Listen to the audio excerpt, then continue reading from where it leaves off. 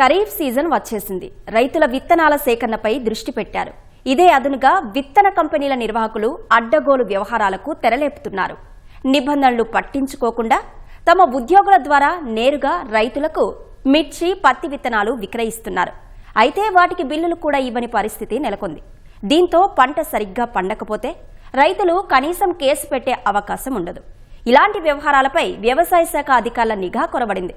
దీంతో భవిష్యత్తులో ఇబ్బందులు తలెత్తే ప్రమాదం ఉంది.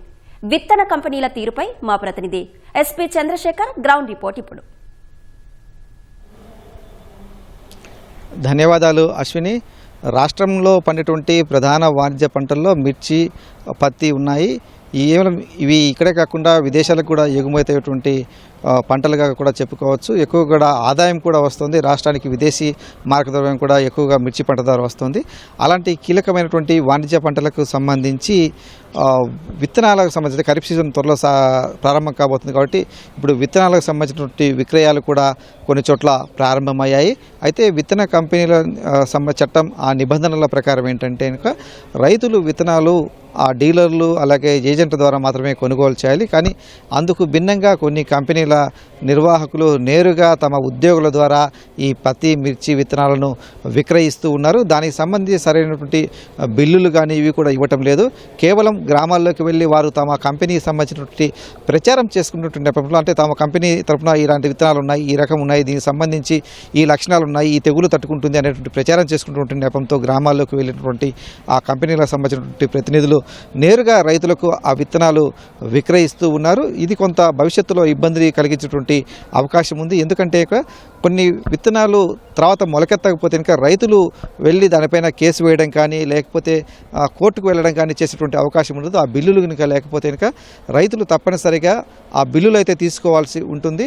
అలాగే ఇది విత్తన కంపెనీల చట్టానికి కూడా వ్యతిరేకం. నేరుగా ఈ కంపెనీలు రైతులకు విత్తనాలు విక్రయించడం అనేది తప్పనిసరిగా వాళ్ళు ఏంటంటే అధికృత డీలర్లు అంటే లైసెన్స్ పొంది ఉండాలి. ఈ విత్తనాలు, ఎరువులు, పురుగు మందులు అమ్మాలంటే తప్పనిసరిగా వాళ్ళు ఆ సంబంధిత వ్యక్తులు లైసెన్స్ తీసుకొని ఉండాలి ప్రభుత్వం నుంచి. ఆ లైసెన్స్ ఉన్నటువంటి వారు మాత్రమే ఆ సంబంధిత విత్తనాలు, పురుగు మందులు ఇవన్నీ కూడా అమ్మడానికి అర్హులవుతారు. అందుకు భిన్నంగా నేరుగా కంపెనీల ప్రతినిధులే ఇలా గ్రామాల్లోకి వెళ్ళి అమ్మడం ద్వారా కొన్ని రకాల చట్టపరమైన ఇబ్బందులు వచ్చే అవకాశం ఉంది. భవిష్యత్తులో అది రైతులకు కూడా సమస్యగా మారేటువంటి ప్రమాదం ఉంది. దీనిపైన వ్యవసాయ శాఖ అధికారుల నిఘా కూడా కొరబడిందని చెప్పాలి. ఎందుకంటే ప్రతి గ్రామంలో కూడా ఇప్పుడు ఈ రైతు సేవా కేంద్రాలు ఉన్నాయి. రైతు సేవా కేంద్రాల్లో అగ్రికల్చర్ అసిస్టెంట్ ఉంటారు. అలాగే మండల స్థాయిలో అగ్రికల్చర్ అధికారులు ఉంటారు. వీరందరూ కూడా గ్రామాల్లో తిరుగుతూ ఉంటారు, రైతులకు ఎప్పటికప్పుడు మాట్లాడుతుంటారు. అలాంటి వారికి కూడా దీనిపైన సరిగా సమాచారం లేకపోవడమా లేకపోతే తెలిసి కూడా బయటికి చెప్పడం లేదా అనేటువంటి అనుమానాలు అయితే వ్యక్తమవుతున్నాయి.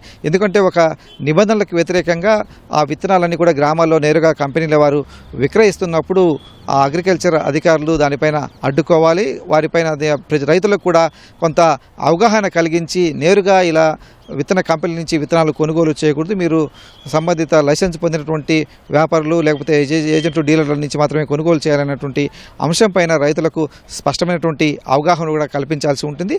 అలాంటి కార్యక్రమం కూడా జరగని కారణంగా కూడా ఈ విత్తన కంపెనీలకు సంబంధించినటువంటి ప్రతినిధులు గ్రామాల్లో ప్రచారం పేరుతో తిరుగుతూ విత్తనాలు కూడా అమ్ముతున్నటువంటి పరిస్థితి. మామూలుగా చూసుకుంటే మన రాష్ట్రంలో పత్తి పంట దాదాపు 10 లక్షల ఎకరాల్లో సాగుతుంది. మిర్చి చూసుకుంటే 6 లక్షల ఎకరాల్లో సాగుతుంది. పత్తి ప్యాకెట్లు మామూలుగా 450 గ్రాముల ప్యాకెట్ లెక్కన చొప్పున అమ్ముతుంటారు. ఆ లెక్కన 10 లక్షల ప్యాకెట్లు అంటే ఎకరానికి ఒక ప్యాకెట్ లెక్కన అవసరం అవుతుంది. అలాగే మిర్చికి సంబంధించి 10 గ్రాముల ప్యాకెట్లు మాత్రం విక్రయిస్తూ ఉంటారు. ఇవి కంపెనీల బట్టి ఆ ధరలన్నీ కూడా మారుతూ ఉంటాయి. 1000 రూపాయల నుంచి 30,000, 40,000 వరకు కూడా ఒక్కొక్క 100 గ్రాముల ప్యాకెట్ ధర కూడా ఉండేటువంటి అవకాశం ఉంటుంది. కొన్ని ఆ లెక్కను చూస్తే కొన్ని కిలో మిర్చి విత్తనాలు హైబ్రిడ్ అత్యంత ఎక్కువ దిగుబడి నుంచి ఉండే రకాలైతే ₹1,00,000 వరకు కూడా విత్తన ధరలు ఉంటాయి. అంత భారీ స్థాయిలో విత్తన ధరలు ఉంటాయి. కాబట్టి రైతులు చాలా అప్రమత్తంగా ఉండాల్సినటువంటి అవసరం ఉందని చెప్పేసి కూడా అధికారులు చెబుతున్నారు. ఎందుకంటే ఇంకా వాళ్ళ అలాంటి కంపెనీల నుంచి కొంత వాళ్ళు నేరుగా కొంటే కనుక ఆ కొత్త విత్తనం సరిగా మొలకెత్తకపోయినా లేకపోతే పంట సరిగా రాకపోయినా, తెగుళ్ళు వచ్చి ఆ పంట పాడైపోయినా వాళ్ళు వెళ్ళి దాన్ని కోర్టులో కానీ లేకపోతే కేసు పెట్టేటువంటి అవకాశాలు కోల్పోతారు. కాబట్టి ఈ విషయంలో చాలా అప్రమత్తంగా ఉండాల్సిన చేయాల్సినటువంటి అవసరం అయితే ఉంది. ఎందుకంటే ప్రతి సోమవారం కలెక్టరేట్లో జరిగేటువంటి గ్రీవెన్స్లలో ప్రతి ఏడాది కూడా కనీసం 4-5 కంపెనీలపైన రైతులు వచ్చి ఫిర్యాదులు చేస్తూ ఉంటారు. ఇలాంటి కేసులకు సంబంధించి తాము పలాని కంపెనీ దగ్గర విత్తనాలు తీసుకున్నాం, అది సరిగా మొలకెత్తలేదు, ఇన్ని ఎకరాల నష్టం జరిగిందనేటువంటి అంశాలపైన రైతులు వచ్చి ఫిర్యాదు చేస్తూ ఉంటారు.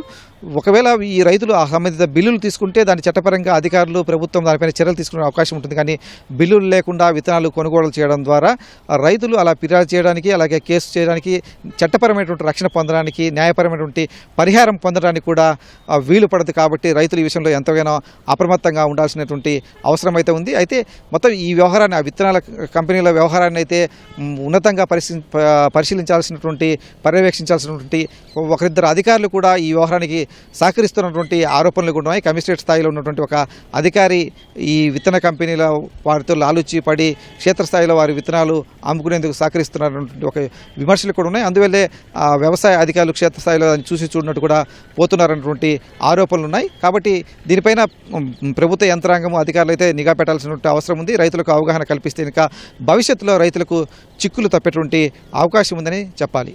కెమెరామెన్ కేశవ్తో పూర్ణచంద్రశేఖర్, ఈటీవీ న్యూస్, గుంటూరు.